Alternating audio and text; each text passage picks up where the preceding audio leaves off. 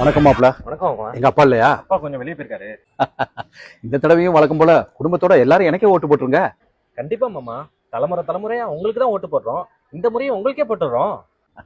ரொம்ப சந்தோஷம் மாப்ள. மறந்துடாதீங்க. வரேன். ஒரு நிமிஷம் மாமா. என்ன மாப்ள? ஒரு முக்கியமான விஷயம் என் பொண்டாட்டி என்கிட்ட சொன்னா, அதை நான் உங்ககிட்ட சொல்றேன். நீங்க யாருக்கு ஓட்டு போடணும்னு நீங்களே சொல்லுங்க. என்ன மாப்ள, அந்த நரியிற்கு ஓட்டு போடலன்னா சோத்துல விச வச்சிருவேன்னு என் தங்கச்சி உன்னை மிரட்டுச்சா? சேச்சா, அப்படியெல்லாம் ஒண்ணும் இல்ல மாமா. அப்ப வேற என்ன சொன்னாங்க? அது ஒண்ணும் இல்ல மாமா. நீங்க ஓட்டு போடும்போது உங்களுக்கும் ஒரு பொன் குழந்தை இருக்கு, அதை மனசுல வச்சுட்டு நீங்க யாருக்கு ஓட்டு போடணுமோ அவங்களுக்கு போடுங்கன்னு சொன்னா. ஆமா மாமா, உங்களுக்கும் ஒரு பொன் குழந்தை இருக்குல்ல. தலைவர்களை மாத்த முடியாது, முயற்சி பண்ணா மக்களோட